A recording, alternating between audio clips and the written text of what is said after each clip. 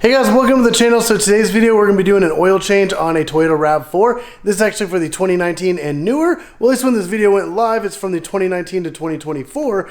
So let me go ahead and show you the parts and tools you're going to need. Alright, so for this job, the oil we're going to be using is 0W16, and it's going to need 4.8 quarts, so almost a whole jug. So you can actually, it has like a little notch here where you can kind of measure it out. So almost the entire jug, but we're also going to need a oil filter. In this case, I went ahead and went with a K&N. It's kind of like a performance, a little bit more higher end. You can go ahead and get the official like Toyota, like Lexus ones. There's going to be links in the description down below to Amazon. You guys can pick up all of these parts super quick, super easy. So definitely go check it out down below.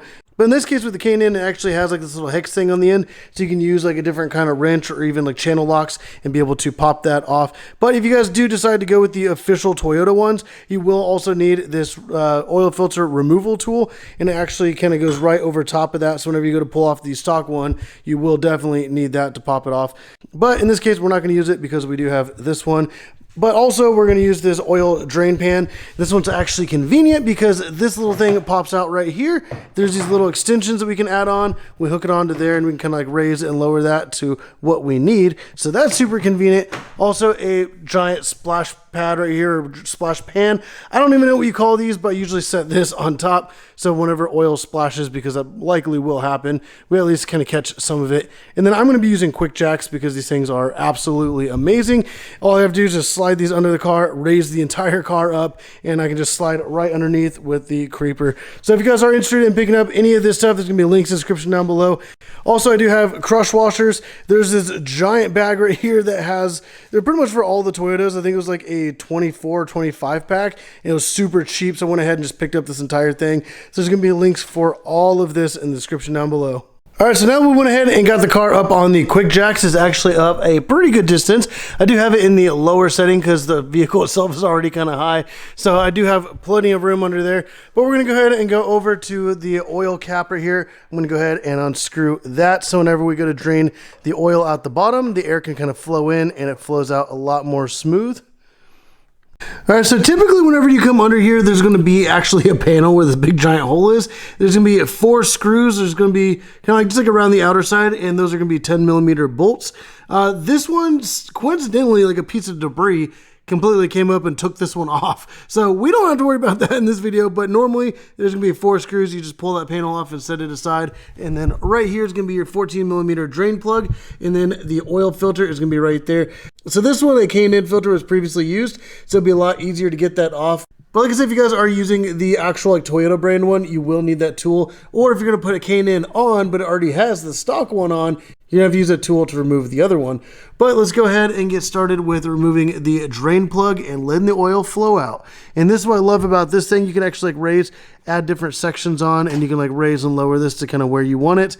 I have enough room where I can kind of work here and kind of minimize that distance so I don't splash as much. But let's go ahead and get started. All right, so now let's go ahead and pull off the drain plug right here. I'm actually going to kind of loosen it first and then unscrew it by hand. There we go.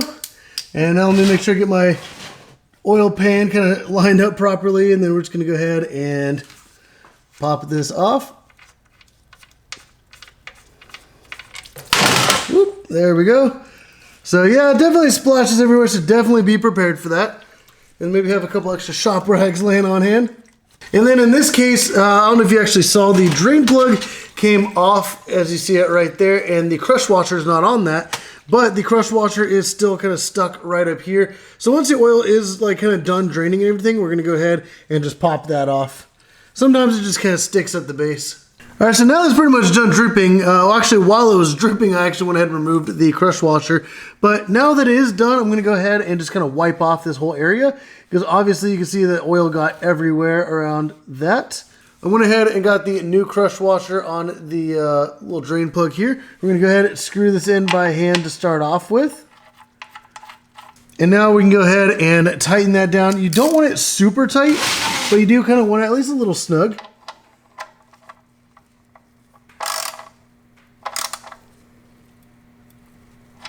There we go. That is a nice and snug, not too tight there.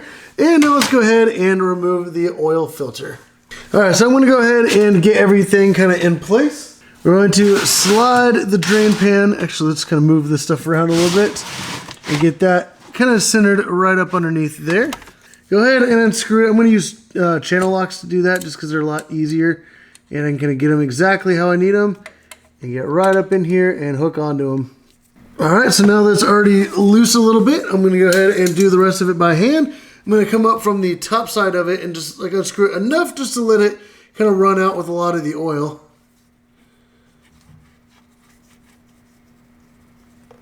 There we go. I'm going to go ahead and let a lot of that oil just kind of sit and drain. All right, now it's pretty much dripping. So whenever I unscrew it, you definitely want to tilt it kind of up. And then whenever you kind of bring it down, then you can kind of dump it into your drain pan. All right, there we go. So that process is actually like way cleaner than I expected. But I'm going to go ahead and take a rag. I'm going to go right up on the inside. And it is kind of dripping just a little bit. So I'm going to go ahead and just go right up in here, wipe off that surrounding area of all that extra oil. All right, so now we have the new oil filter. We're going to go ahead and take that and put it right up here in place. And we're going to go ahead and screw that on. And like I said, I'm going to do this by hand first and then just take the channel locks and just kind of make it a little bit more snug. But you definitely do not want to make this super tight.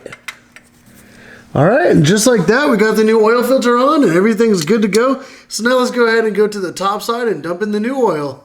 All right, so we're going to go ahead and take our 0W16 and we're going to go ahead and pour that into the oil fill. So make sure you definitely have a funnel, or unless you're a really good pourer and steady hands, you don't need it. But I'm going to go ahead and use the funnel and go ahead and pour it in. All right, so now that I have the oil in, we're going to go ahead and screw the cap back in place. And then what you do want to make sure you do, go down on the underside, make sure you have no leaks or anything. But other than that, you are good to go. Alright guys, so if this video did help you guys out, definitely put down in the comments down below. Let me know what you guys think of this. Also, if you have any other questions or concerns, definitely put those down there as well. I definitely try to read and respond to every single comment, but definitely put that down there. Now, if you guys do want to pick up any of these parts, any of these tools, or anything else I use in this video, there's going to be links for everything down in the description down below, so definitely go check those out. And I also have a merch store, so if you guys are interested in supporting my channel, I do have that as well down there. So definitely go check those out. But if you guys did like the video, hit the like button, subscribe if you haven't already. But as always, thank you for watching.